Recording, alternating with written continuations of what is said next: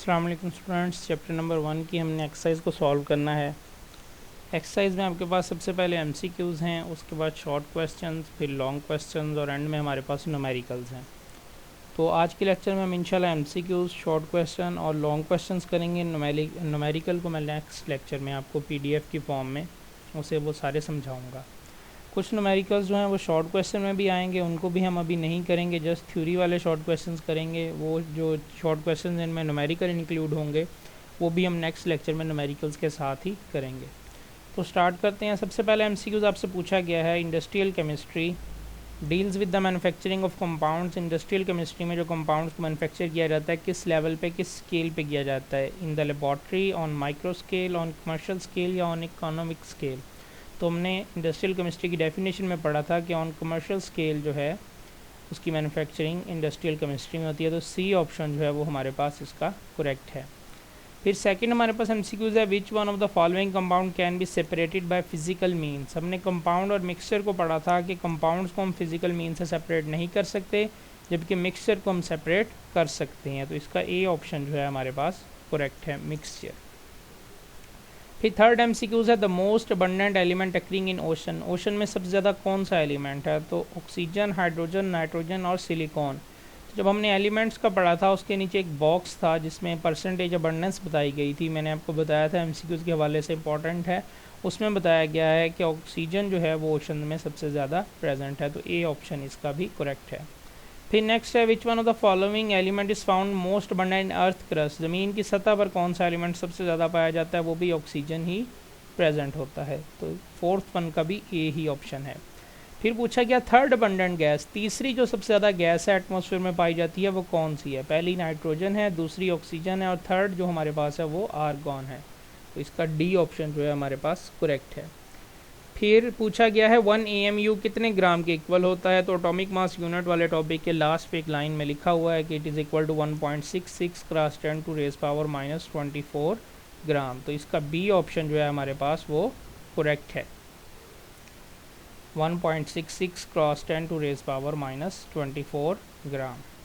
उसके बाद हम आ जाते हैं हमारे 7th एमसीक्यूज पे, जो कि है, which of the following is not try atomic. Try का मतलब जिसमें 3 एटम हों, कौन सा इसमें से नहीं है? तो ए ऑप्शन H2 2 एटम्स हैं, बी में O3 3 है, सी में भी 3 है और डी में भी 3 है। उन्होंने कहा है कौन सा ट्राई एटॉमिक नहीं है, तो वो ए ऑप्शन बनता है हमारे पास, हाइड्रोजन जो है वो ट्राई एटॉमिक नहीं है। उसके बाद 8th एमसीक्यूज में पूछा गया है, the mass of 1 molecule of water. Water के एक मॉलिक्यूल का मास कितना है? 18 AMU, 18 ग्राम, 18 मिलीग्राम और 18 किलोग्राम। मिलीग्राम और किलोग्राम तो इसके यूनिट्स में आते ही नहीं हैं, जो हम केमिकल यूनिट्स की बात कर रहे हैं। ग्राम हमने पढ़ा था तब यूज़ होगा जब हमेशा मोलर मास की बात की जाएगी तो ग्राम यूज़ करना है। उसके अलावा जब भी मास पूछा जाए तो हमने AMU यूज़ करना है। तो ए ऑप्शन जो है वो करेक्ट है, 18 AMU ए ऑप्शन। फिर नेक्स्ट एमसीक्यूज है, the molar mass of H2SO4। अब हमसे मोलर मास पूछा गया तो मोलर मास हमेशा ग्राम्स में होता है। तो H2SO4 का जो मोलर मास है वो 98 ग्राम है। 98 किस तरह से आया हमारे पास?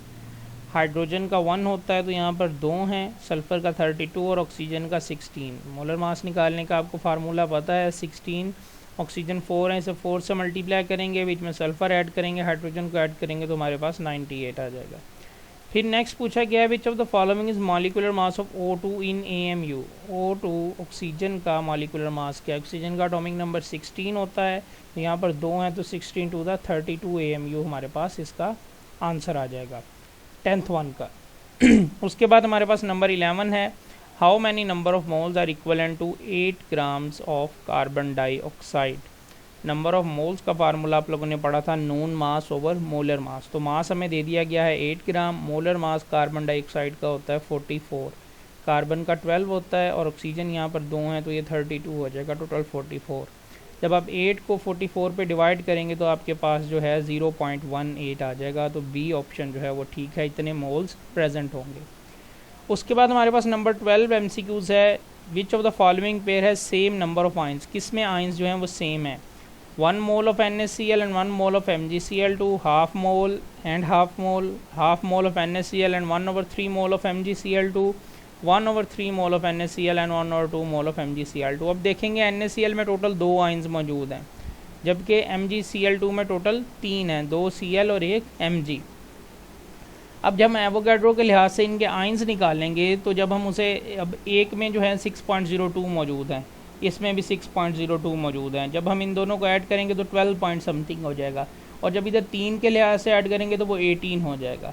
तो इनमें से ना ए ऑप्शन ठीक है, बी भी ठीक नहीं है, सी ऑप्शन जो है हमारे पास वो करेक्ट है, क्योंकि हाफ मोल ऑफ NaCl यानी कि NaCl में टोटल हो जाएंगे 12 पॉइंट समथिंग, जब हम उसे हाफ पे यानी कि 2 पे डिवाइड कर देंगे वो 6 आ जाएगा हमारे पास, 6.02 cross 10 to raise power 23 Avogadro आप कह लें। और फिर MgCl2 टोटल 3 हैं, तो 3 को जब हम 6.02 से मल्टीप्लाई करेंगे तो ये हमारे पास 18 आ जाएगा, और फिर तीसरा हिस्सा निकालने के लिए जब 3 पे डिवाइड करेंगे तो ये हमारे पास 6 के बराबर ही आएगा, जो कि इस वाले हाफ का था। तो इसमें सी ऑप्शन जो है वो हमारे पास ठीक है। उसके बाद पूछा गया which of the following pair है सेम मास, इनमें से कौन से पेयर का मास जो है वो सेम है। Carbon monoxide and nitrogen, carbon का होता है 12 और ऑक्सीजन का होता है 16, ये ऐड हो के बनता है 28, जबकि दूसरी साइड पे नाइट्रोजन 14 होता है, अब 2 है तो ये भी 28 हो जाएगा। पहला ऑप्शन ही ठीक है। बाकी भी आप देख लें, CO एंड CO2 है, यहाँ पर ये 28 से बढ़ जाएगा क्योंकि 2 ऑक्सीजन है, और यहाँ पर ऑक्सीजन का 32 और ये 28 ये भी सेम नहीं है, और यहाँ पर जो है हमारे पास 32 और यहाँ पर 44 ये भी सेम नहीं है, तो इसका जो हमारे पास ए ऑप्शन है वो करेक्ट है। अब हम आ जाते हैं शॉर्ट क्वेश्चंस पे। तो पहला शॉर्ट क्वेश्चन पूछा गया है define industrial chemistry and analytical chemistry. Industrial और एनालिटिकल केमिस्ट्री को हमने जो है वो करना है डिफ़ाइन। उसके लिए आपको ब्रांचेस ऑफ केमिस्ट्री पे आना पड़ेगा। तो यहाँ पर देख सकते हैं आप सारी ब्रांचेस की डेफिनेशन दी गई है, इसमें से आप इंडस्ट्रियल केमिस्ट्री की डेफिनेशन यहाँ से करेंगे। The branch of chemistry that deals with the manufacturing of chemical compound और commercial scale is called industrial chemistry. और बता भी दें साथ में कुछ केमिकल की एग्जांपल के कौन कौन से केमिकल जो हैं वो इसमें बनाए जाते हैं। जब हम एनालिटिकल की बात करेंगे तो इसी पेज पे लास्ट पे एनालिटिकल की बताई गई है। Analytical chemistry is the branch of chemistry deals with the separation and analysis of sample. फिर बताएं कि क्वालिटेटिव और क्वालिटेटिव एनालिसिस से पहले इसको किया जाता है। ये आपका पहला शॉर्ट क्वेश्चन हो जाएगा। उसके बाद जो सेकंड शॉर्ट क्वेश्चन पूछा गया है उसमें कहा गया है कि ऑर्गेनिक और इनऑर्गेनिक केमिस्ट्री को में डिफ्रेंशिएट करेंगे, तो उसके लिए भी आपको इससे पिछले पेज पे जाना पड़ेगा। Organic chemistry is a study of covalent compounds of carbon and hydrogen and their derivatives. ये ऑर्गेनिक केमिस्ट्री की डेफिनेशन आ जाएगी। और इंडस्ट्रियल में आप लिखेंगे ऑल कंपाउंड्स एक्सेप्ट, ये इंडस्ट्रियल इनऑर्गेनिक केमिस्ट्री की आप ये डेफिनेशन जो है वो लिख देंगे। और कोशिश करें इसका साथ में अगर आप स्कोप भी बता दें तो ज़्यादा बेहतर है कि कौन सी ब्रांच किस चीज़ को कवर करती है। फिर थर्ड शॉर्ट क्वेश्चन है आपके पास, give the scope of biochemistry. Biochemistry का आपने स्कोप बताना है।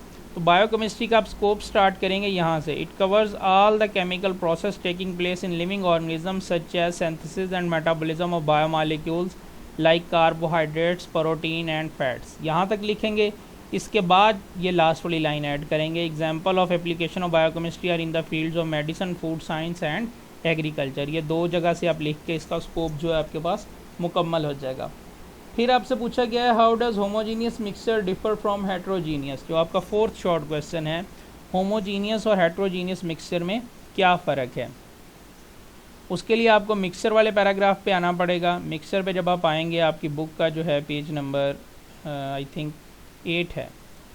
मिक्सचर में दोनों की डेफिनेशन दी गई है, mixers that have uniform composition, साथ में एग्जांपल भी दे दी गई, और हेट्रोजीनियस की डेफिनेशन विद एग्जांपल दे दी गई। ये 3 लाइंस आप करेंगे तो आपका जो फोर्थ शॉर्ट क्वेश्चन है वो सॉल्व हो जाएगा। फिर फिफ्थ क्वेश्चन है what is relative atomic mass, how it is related to gram. Relative atomic mass क्या है और इसे ग्राम से कैसे रिलेट किया जाता है। तो रिलेटिव एटॉमिक मास की आप लोगों ने डेफिनेशन पढ़ी थी, इससे आई थिंक आगे होगी।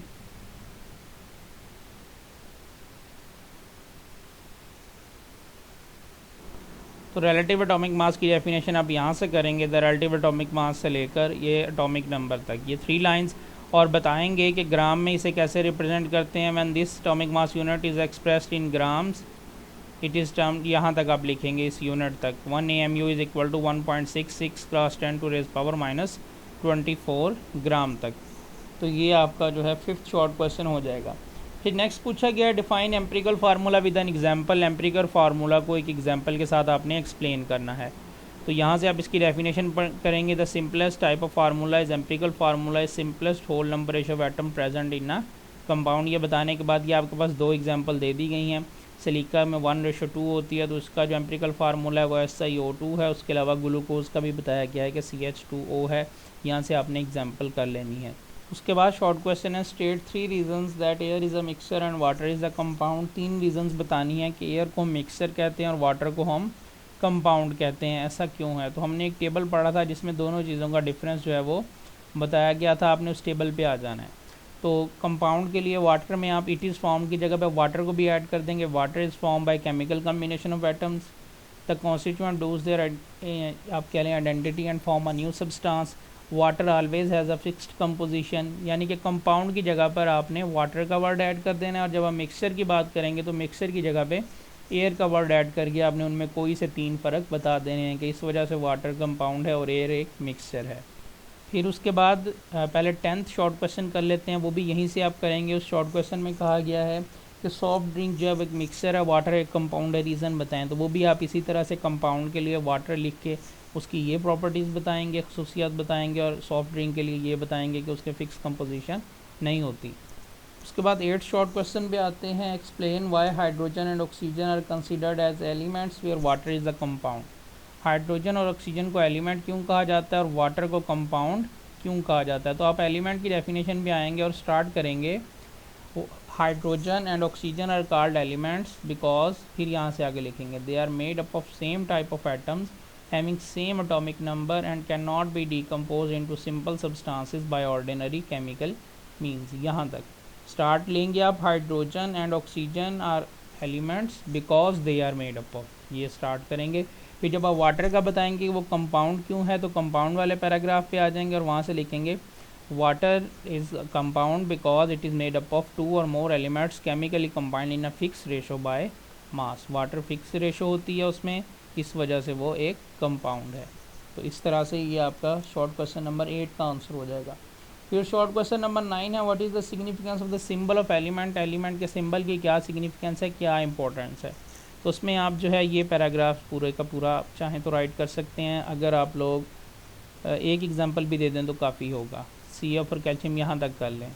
Element are represented by symbol, जो कि एब्रीवेशन होती है, वो किसी भी लैंग्वेज में इंग्लिश, लैटिन और ग्रीक में लिया जा सकता है। और आपको समझाया था अगर एक वर्ड होगा तो कैपिटल होगा, 2 होंगे तो फर्स्ट वन कैपिटल होगा और सेकंड स्मॉल होगा। तो ये स्टूडेंट्स आपके MCQs और 10 शॉर्ट क्वेश्चन हो गए हैं। आज के लिए इतना काफ़ी है। नेक्स्ट लेक्चर में हम बाकी के शॉर्ट क्वेश्चंस और लॉन्ग क्वेश्चंस करेंगे और फिर उससे अगले में हम न्यूमेरिकल्स को सॉल्व करेंगे।